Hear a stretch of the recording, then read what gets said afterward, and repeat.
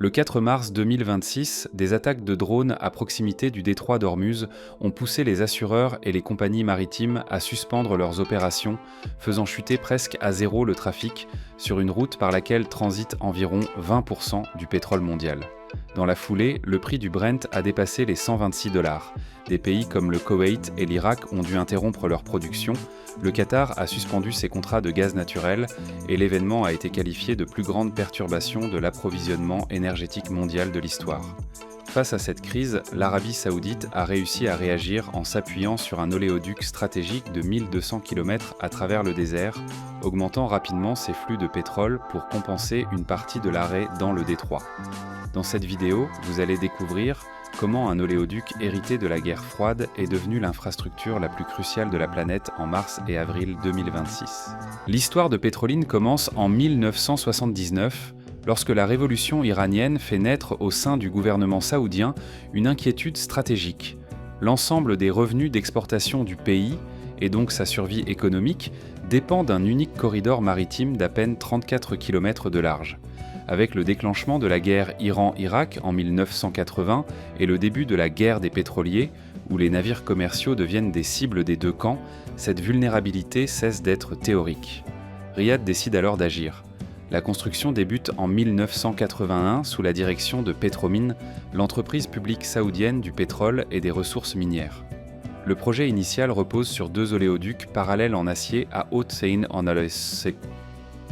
résistance, l'un de 56 pouces de diamètre, soit près de 1,5 m, et l'autre de 48 pouces, initialement conçu pour transporter des liquides de gaz naturel. Ensemble, ils forment un corridor de 1201 km traversant la péninsule arabique d'est en ouest, reliant le complexe de traitement d'Abqaiq, dans la province orientale, au terminal portuaire de Yanbu, sur la mer Rouge. Sauf qu'ici, il n'y a ni ville ni autoroute, mais du désert, des sols instables et la chaîne montagneuse du Hedjaz. La capacité initiale tourne autour de 1,85 million de barils par jour. En 1992, après que la guerre du Golfe a de nouveau mis en évidence la fragilité du détroit d'Ormuz, le système est étendu pour atteindre 5 millions de barils quotidiens. Pendant plus de 4 décennies, Petroline reste un plan B, fonctionnant bien en dessous de sa capacité maximale, avec en moyenne moins de 2 millions de barils par jour en période normale. L'essentiel des exportations saoudiennes continue alors de transiter par le Golfe Persique, jusqu'au moment où le plan B devient le plan A. Le basculement intervient dans la nuit du 28 février 2026, lorsque les États-Unis et Israël lancent des frappes aériennes coordonnées contre l'Iran. La réponse iranienne est immédiate. Les gardiens de la révolution annoncent la fermeture du détroit d'Ormuz aux navires liés aux États-Unis, à Israël et à leurs alliés. Des attaques de drones visant des navires commerciaux rendent la traversée risquée pour tout opérateur. L'assurance pour un superpétrolier franchissant le détroit, qui coûtait en temps normal moins de 0,5% de la valeur du navire, grimpe jusqu'à 10%. Aramco, l'opérateur de Petroline, active son plan de contingence en quelques heures après le début des frappes. Dès le 4 mars, l'oléoduc fonctionne proche de sa capacité maximale. La manœuvre clé consiste à convertir les conduites parallèles initialement dédiées au liquide de gaz naturel pour transporter du pétrole brut, une solution déjà testée en 2019 après des attaques de drones Houthi contre les installations d'Abqaiq. Cette fois, l'échelle est totalement différente. La conversion porte la capacité combinée à 7 millions de barils par jour, et le 11 mars, ce seuil est atteint de manière soutenue pour la première fois. Acheminer 7 millions de barils de pétrole par jour sur 1200 km de désert exige une ingénierie qui dépasse largement les seuls oléoducs. Le système s'appuie sur 11 stations de pompage réparties le long du tracé, alimentées par 65 turbines à gaz, totalisant environ 1,2 million de chevaux. Chaque station agit comme un cœur mécanique, compensant les pertes de pression et maintenant un flux constant. La section la plus complexe, sur le plan technique, est la traversée des montagnes du Hedjaz, où le pétrole doit être poussé en montée avant de redescendre vers le niveau de la mer, sur la côte de la mer Rouge. L'implantation des stations de pompage le long de cette élévation a été calculée pour garantir des débits stables malgré un relief irrégulier. Un détail technique est souvent ignoré. Lorsque les conduites de liquide de gaz naturel sont converties pour transporter du pétrole brut, le gaz qui alimentait les turbines des stations de pompage doit être fourni par une autre source.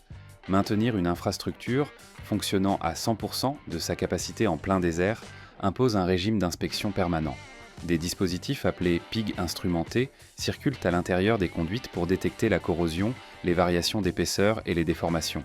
Des capteurs répartis sur toute la longueur surveillent en temps réel la pression, le débit et la température. Le fait qu'Aramco ait doublé le flux en moins de 2 semaines sans aucune défaillance signalée en dit long sur les protocoles de maintenance accumulés au fil de 4 décennies. Mais Petroline présente un goulot d'étranglement que la seule capacité du pipeline ne peut pas résoudre. Le pétrole peut arriver à Yanbu à un rythme de 7 millions de barils par jour, mais le port n'est pas en mesure de charger un tel volume sur des navires. Les 2 terminaux portuaires, Yanbu Nord et Yanbu Sud, disposent d'une capacité nominale combinée d'environ 4,5 millions de barils par jour. En pratique, les estimations du marché évoquent plutôt 4 millions. En conditions de guerre, le cabinet Vortexa estime que les terminaux fonctionnent autour de 3 millions de barils quotidiens. Sur les 7 millions de barils acheminés par le pipeline, environ 2 millions sont directement dirigés vers des raffineries saoudiennes situées dans la région de Yanbu.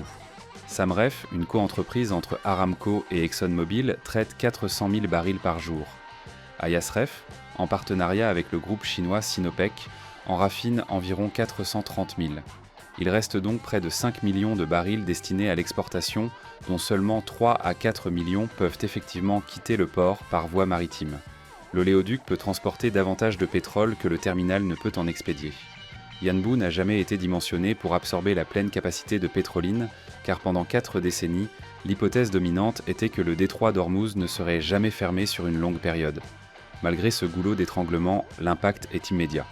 Les exportations via Yanbu atteignent environ 2,5 millions de barils par jour en mars, soit une hausse de 330% par rapport au niveau d'avant-guerre, selon la société d'intelligence maritime Windward. 5 superpétroliers transportant près de 10 millions de barils prennent la direction de l'ouest dès les premiers jours. Yanbu, qui en février traitait moins de 800 000 barils par jour, devient en quelques jours le principal terminal d'exportation de l'Arabie saoudite. Mais l'arithmétique reste implacable. Le détroit d'Ormuz assurait le transit d'environ 20 millions de barils par jour. L'Agence internationale de l'énergie estime que les routes alternatives de l'Arabie saoudite et des Émirats arabes unis, en combinant Petroline et l'oléoduc ADCOP reliant Abu Dhabi à Fujairah, offrent entre 3,5 et 5,5 millions de barils quotidiens. L'écart avec 20 millions n'a rien d'anecdotique. Petroline résout une partie du problème, mais pas l'ensemble. Et un autre risque reste souvent sous-estimé. En redirigeant ses exportations du golfe Persique vers la mer Rouge, l'Arabie saoudite échange une vulnérabilité contre une autre. Le pétrole quitte Yanbu, mais pour atteindre les marchés asiatiques, il doit franchir le détroit de Bab el-Mandeb, point d'entrée stratégique de la mer Rouge où les Houthis du Yémen ont déjà démontré, depuis 2023, leur capacité à cibler des navires commerciaux à l'aide de drones et de missiles. La sortie d'un goulot d'étranglement géopolitique mène directement à l'entrée d'un autre. Il existe aussi un coût invisible à cette conversion. Lorsque les conduites dédiées au liquide de gaz naturel sont utilisées pour transporter du pétrole brut, le pays perd la capacité d'acheminer du gaz naturel traité, du diesel, du kérosène d'aviation et des produits pétrochimiques par cette même route. Or, ce sont précisément ces produits raffinés qui font tourner les industries et les transports. Faire fonctionner Petroline à pleine capacité n'est donc pas uniquement une question d'infrastructure, c'est un arbitrage. Maximiser les exportations de pétrole brut au prix du transport des produits dérivés. Le PDG d'Aramco, lui-même, Amin Nasser, a reconnu publiquement que l'entreprise dispose de stocks suffisants dans des bases en Asie, en Méditerranée et dans le nord-ouest de l'Europe pour maintenir l'approvisionnement de ses clients, mais que ces réserves ne tiendraient pas dans un conflit prolongé. Le message est clair. Petroline est une soupape de sécurité, pas une solution durable. Malgré cela, la portée stratégique de cet oléoduc reste difficile à surestimer. Il y a 45 ans, l'Arabie saoudite a construit une infrastructure qu'elle espérait ne jamais devoir utiliser. Elle a maintenu ce système pendant 4 décennies de relative stabilité dans le Golfe. Elle en a discrètement augmenté la capacité en 2019.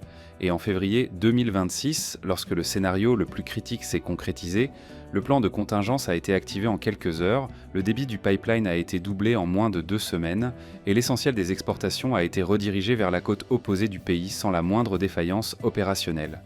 Un niveau de résilience nationale que la plupart des pays exportateurs d'énergie, et quasiment tous les importateurs, ne possèdent pas. L'avenir laisse entrevoir une réorganisation plus profonde. En avril 2025, Aramco et Sinopec ont signé un accord pour étendre la raffinerie Yasref avec pour objectif de porter la capacité de conversion à 4 millions de barils par jour d'ici 2030. Des discussions sont en cours concernant la réhabilitation de l'ancien Trans-Arabian Pipeline, construit en 1950 et mis hors service en 1990, qui reliait les champs saoudiens au port de Saïda, au Liban. Le gouvernement irakien a également évoqué des plans pour construire un oléoduc reliant ces champs pétrolifères au port d'Aqaba, en Jordanie. La crise de 2026 ne s'est pas contentée de réactiver d'anciennes infrastructures. Elle est en train de redessiner la carte énergétique du Moyen-Orient. Au final, Petroline raconte une histoire qui dépasse largement l'ingénierie, celle d'un pari stratégique engagé il y a 4 décennies, maintenu et étendu dans la discrétion, puis activé exactement au moment pour lequel il avait été conçu. Chaque mètre d'acier enfoui dans le désert saoudien porte le même message. Dans un monde où un corridor de 34 km peut paralyser l'économie mondiale, la capacité d'anticiper les risques vaut autant que celle d'y réagir. Et vous, que pensez-vous de cette alternative au détroit d'Ormuz? Donnez votre avis en commentaire. C'était La Grande Construction. N'oubliez pas de liker, de vous abonner et de regarder la vidéo précédente.